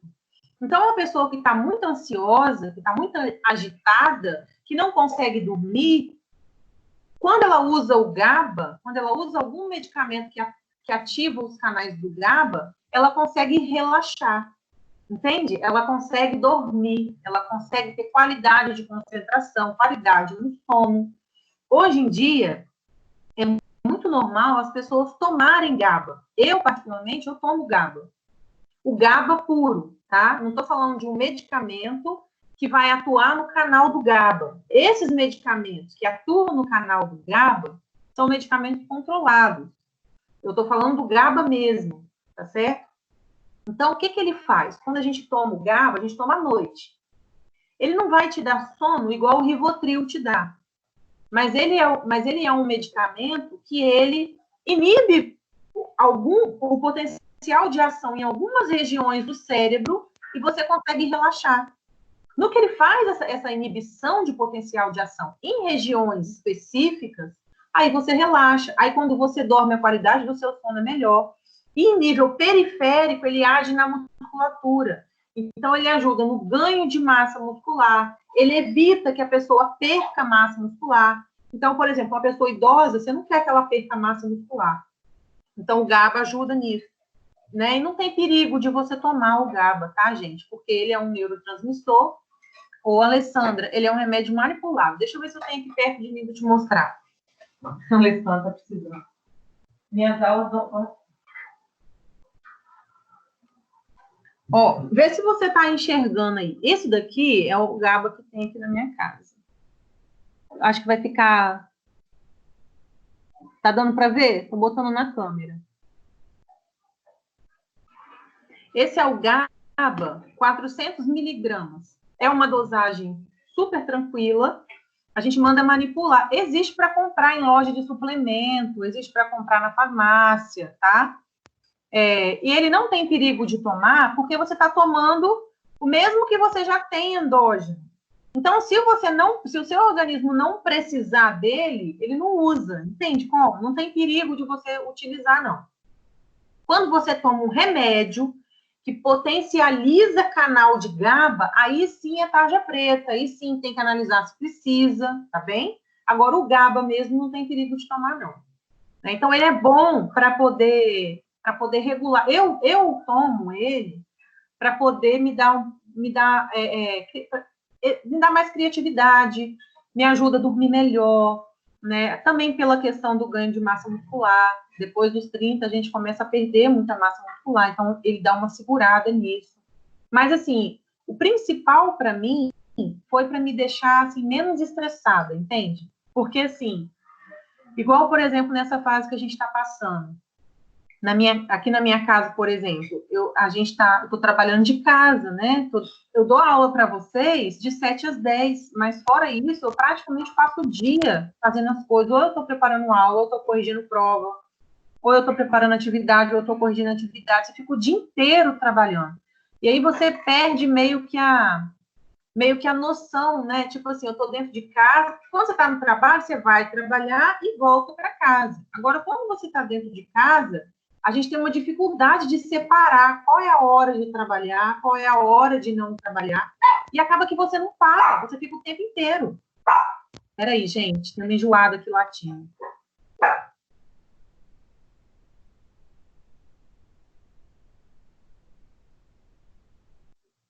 Vocês querem uma cachorra aí para vocês, gente? Tô doando, tá? Uma pinche. Não pode ouvir de longe um fantasma passando pela galáxia.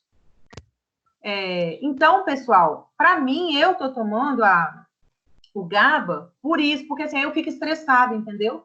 Fico altamente estressada.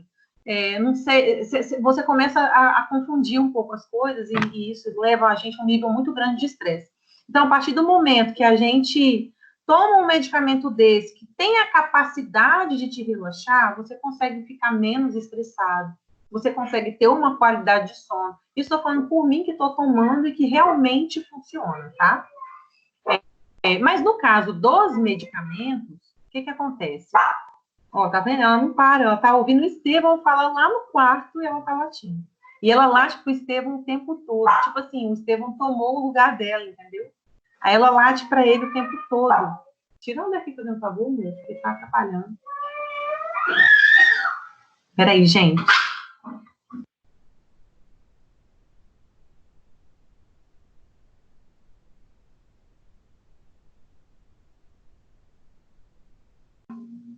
Então, o que o medicamento faz? O medicamento, ele já vai atuar de uma forma mais forte, inibindo o potencial de ação. Então, o medicamento que se liga no canal do GABA, ele desliga o cidadão, entendeu? Olha o exemplo, diazepam. Então, quando a pessoa toma diazepam, ela dorme, ela relaxa, né? Então, por quê? Porque ele vai se ligar num receptor que vai atrapalhar o potencial de ação, vai parar o potencial de ação. Então, a pessoa não vai relaxar simplesmente, ela vai literalmente desligar, tá certo? Então, o que acontece? Então, por exemplo, a gente vai ter lá os receptores, né? Receptores chamados de receptores GABAérgicos. Então, olha só a diferença. Se eu tomar o GABA, né, o GABA mesmo, eu vou estar tomando para sentir um relaxamento, para diminuir o potencial de ação, né, para diminuir o ritmo. Eu tomo ele à noite, em seguida eu vou dormir, né, e aí eu não sinto um efeito de que está me dopando. Agora, se uma pessoa toma um diazepam, se uma pessoa toma um bromazepam, que é o Lexotan, se ela toma um Ocadil, que é o Cloxazolam, eles são medicamentos que vão se ligar nos canais de GABA, tanto nos canais A quanto nos canais B, né, que são esses tipos de receptores de GABA que tem, e eles saem desligando tudo, eles não são seletivos. Então, a pessoa dorme, né? Normalmente, esses medicamentos que atuam nos canais do GABA, eles são medicamentos utilizados como tranquilizantes, como relaxantes, como ansiolíticos. Por que eles são chamados de ansiolíticos? A melatonina. Oi? A melatonina atua nesses receptores, professora? Também, no GABA também. Mas só que a melatonina, ela tem uma ação mais específica, né, no centro do sono. Porque, tipo assim, igual, o que acontece nesses receptores? Eles estão distribuídos por todo o sistema nervoso, né? Eles estão distribuídos pelo cérebro todo, digamos assim. E a gente tem regiões que são mais determinantes de algumas coisas. Por exemplo, você tem a região que tem a ver com sono, a região da visão, a região do controle motor, né? Você tem as regiões cerebrais que tem um objetivo, tem uma ação diferenciada. No caso da melatonina, ela consegue ser mais específica nesses neurônios que estão no centro do sono. No caso do GABA, eu até mostrei aqui mais cedo, Leandro. Você não estava aqui, eu até mostrei esse daqui, ó. Não sei se você está me vendo na câmera. Tá vendo o GABA?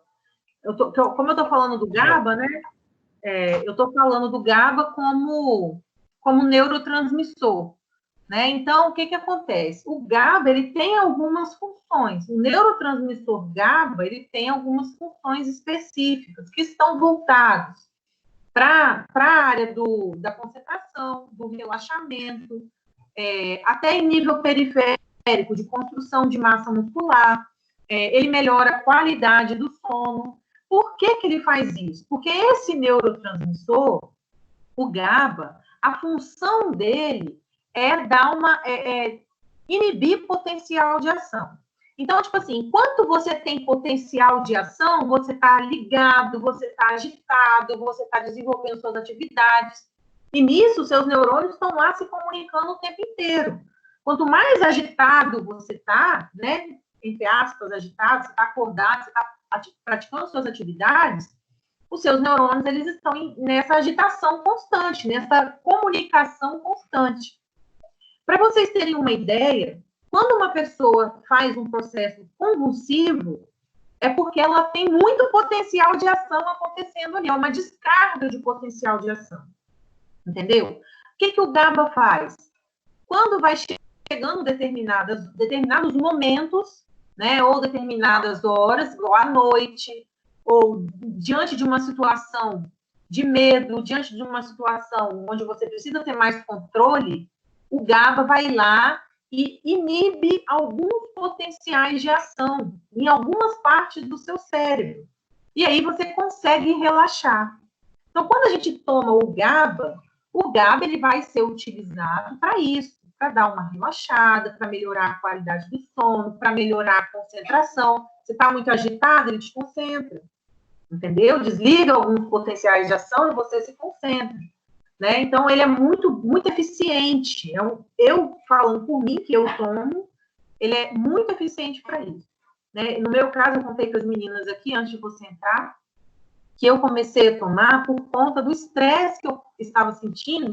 Né? Não acabou meu estresse totalmente, mas por conta dessa questão de estar em casa o dia inteiro, trabalhando muito dentro de casa, não ter muito bem o limite, né, do que é eu estar em casa, do que é eu estar trabalhando, de ter que parar para lavar roupa, de ter que parar para fazer almoço, de ter que parar para ficar com meu filho, e ao mesmo tempo eu estar no meu ambiente de trabalho, essas coisas estressam, deixam a gente muito confuso, sabe? E aí, então, eu comecei a tomar o GABA por isso, e me ajuda muito, entendeu? Agora, quando eu tomo um remédio para atuar no receptor de GABA, aí esse remédio, ele vai atuar esse tarja preta, né? Os benzodiazepínicos, que eu falei, diazepam, bromazepam, cloxazolam, todos esses, eles vão atuar nos canais de GABA geral. Não, eu até entendo, né, que os benzodiazepínicos, o GABA, né, os receptores GABAérgicos, a melatonina, né? O cara ganhou até o Nobel, né? A diferença da melatonina para os GABAérgicos é que a melatonina foi provado que ela regula o ciclo circadiano, né? Só isso. Só. Sim. Pois é, por isso que ela vai direto lá no centro do sono, entende? Porque o sono está relacionado ao ritmo circadiano. Correto. Entendeu? Está relacionado a isso mesmo. E aí, tipo assim, se ela atua nesse formato, respeitando isso, ela vai aonde que se produz o sono. É bem isso mesmo, entendeu? Agora, no caso desses medicamentos, o que acontece com eles? Eles vão sair se ligando em receptores GABAérgicos, que não é o caso da melatonina, né? Ela não vai se ligar só no GABAérgico. Ela vai se ligar onde tem que produzir o sono. Foi isso que eu quis dizer. E no caso desses medicamentos, eles se ligam em qualquer um dos receptores GABAérgicos e eles vão desligar potencial de ação de forma geral. E aí a pessoa apaga, literalmente. Então, por exemplo, um clonazepam, por exemplo, que é o Rivotril, ele é tido como um medicamento ansiolítico e ele é utilizado também em caso de convulsão. Os barbitúricos, como, por exemplo, o fenobarbital e a fenitoína, eles são utilizados na crise convulsiva, por pessoas que são epiléticas, que dão convulsão.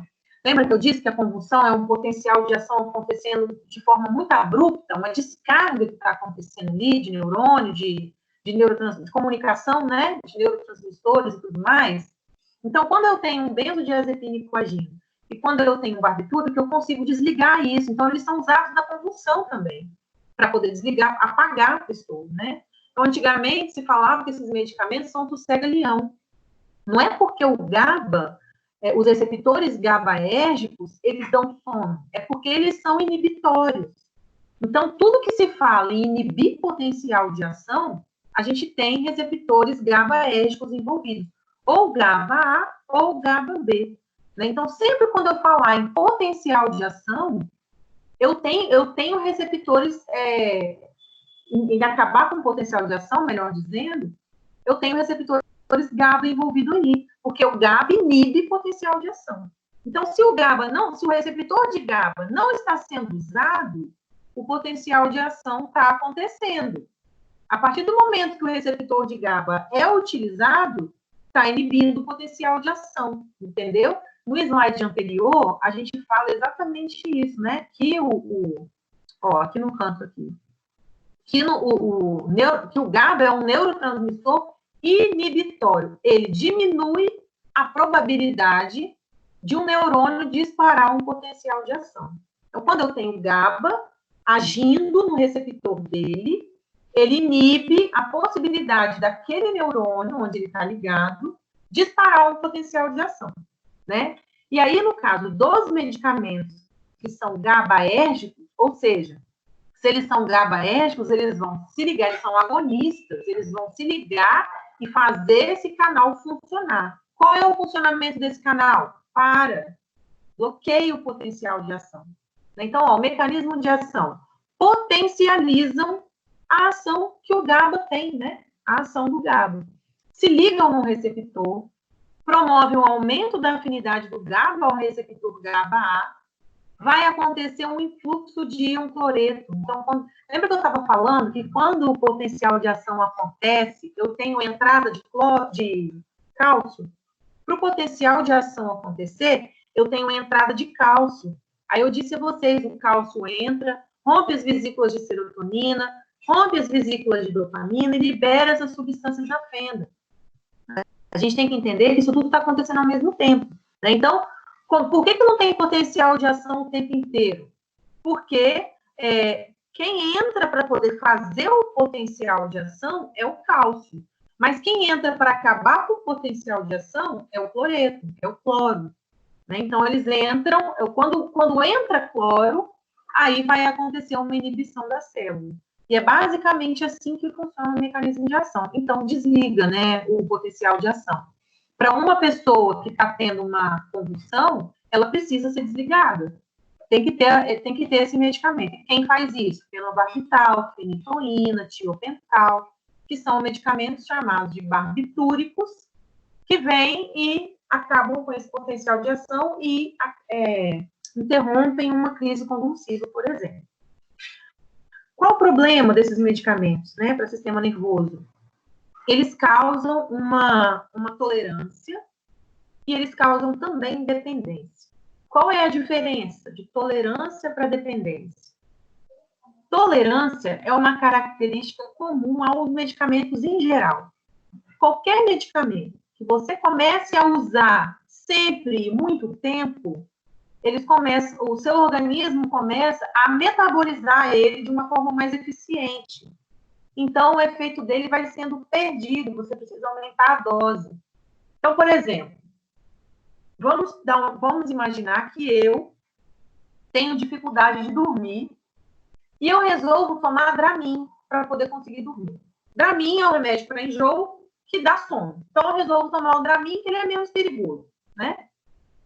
Aí eu começo a tomar todo dia. Eu tomo Dramin, durmo e tal. Ele não é um remédio de tarja preta, enfim.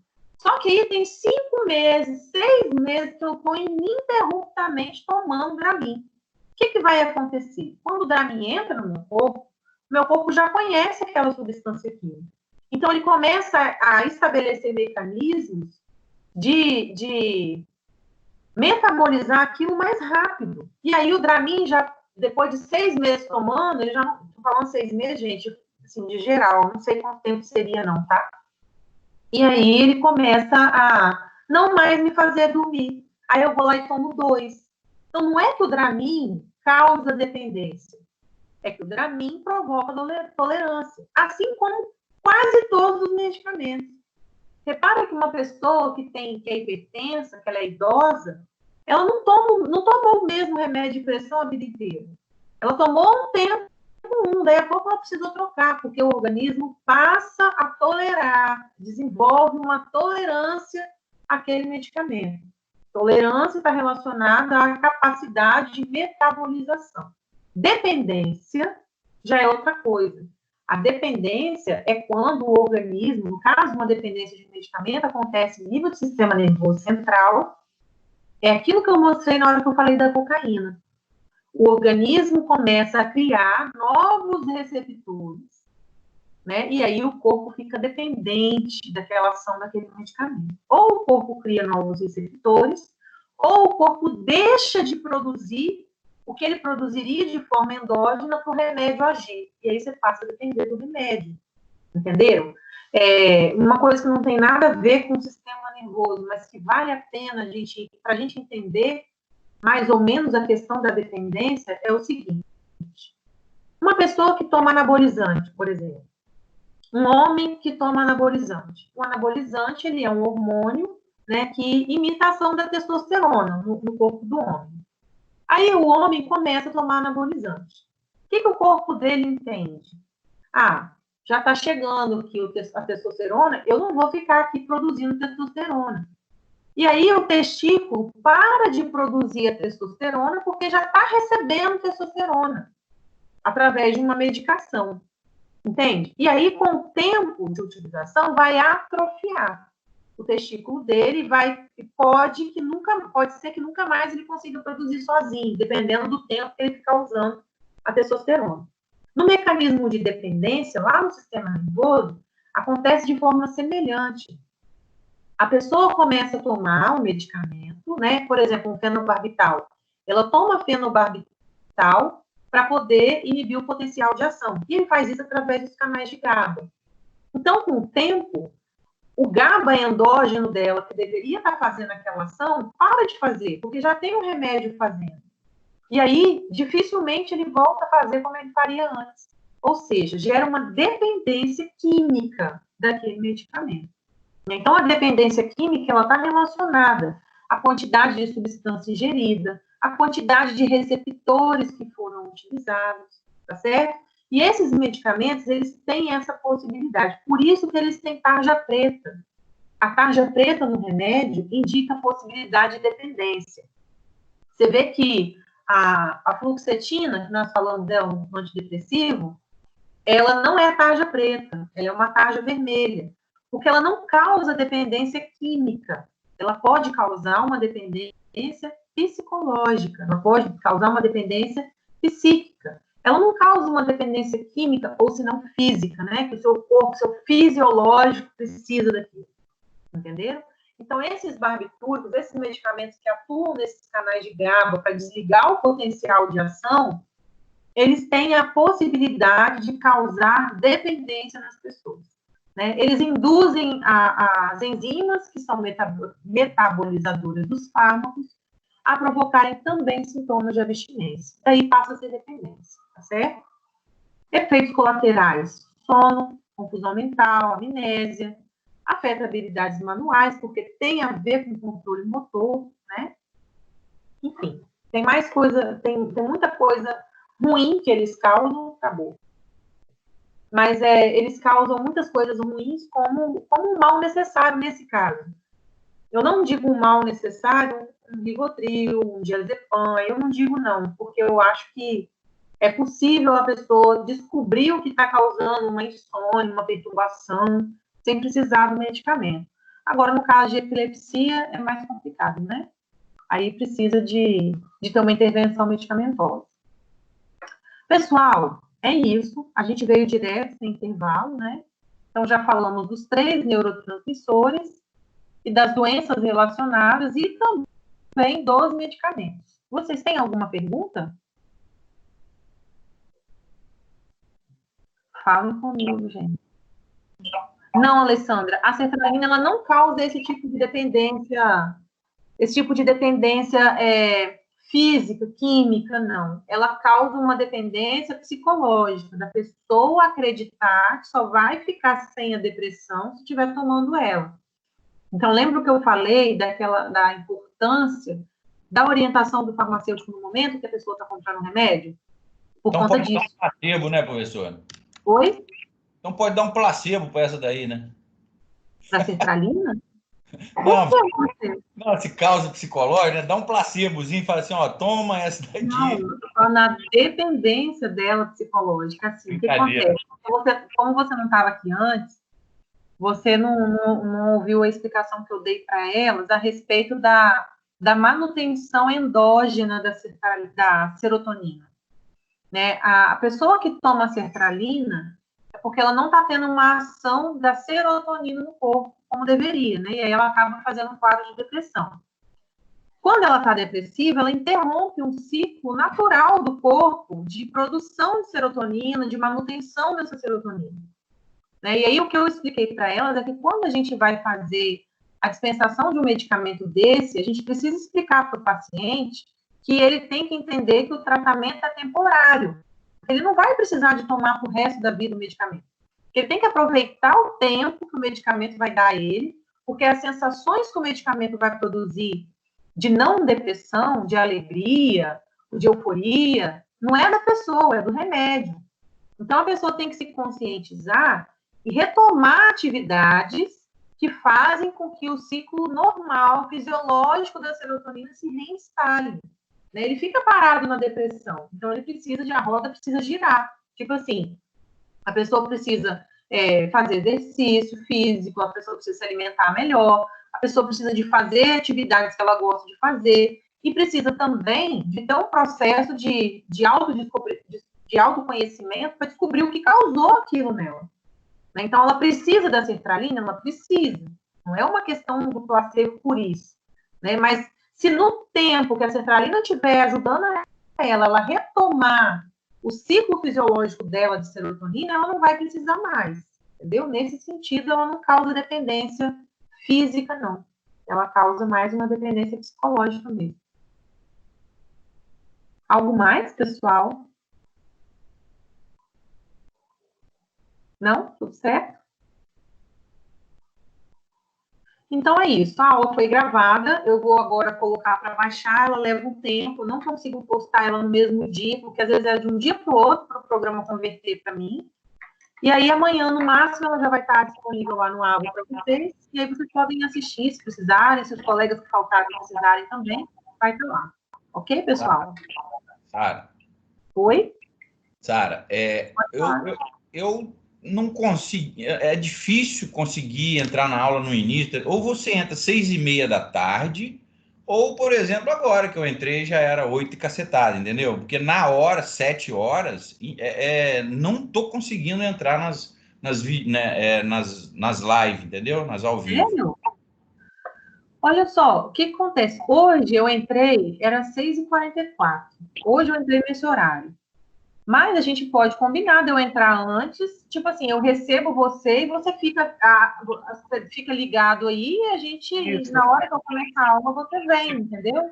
Você deixa aberto 6h30. Vou deixar aberto. Quando for 6h30, eu abro a sala e vocês entram e aí a gente espera para começar.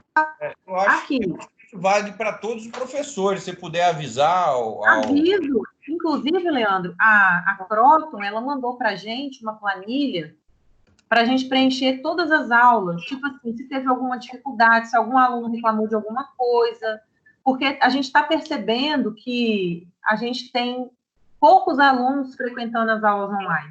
Tipo, de uma turma minha de 50 alunos, eu tenho 21 participando, entendeu? Então, foi bom você falar isso. A partir da próxima aula, eu vou deixar aberto, então, a sala 6h30. Que aí eu vou liberando a entrada de vocês, mesmo a gente começando às 7 horas, né? Não tem perigo ficar logado. E um detalhe, gente, sexta-feira que vem é feriado, não vai ter aula. A gente vai retomar na outra sexta-feira que vem é dia 1º. Tá? Daiane, esse exercício não vai valer nota, não precisa fazer ele com pressa, não. Pode fazer, é mais para fixação mesmo, tá bom? Tá bom, professora. E aí, pessoal, até sexta-feira que vem eu libero as notas de vocês, tá bom? Tá bom, boa noite, professora. Boa noite também para vocês. Tchau, tchau. Boa noite.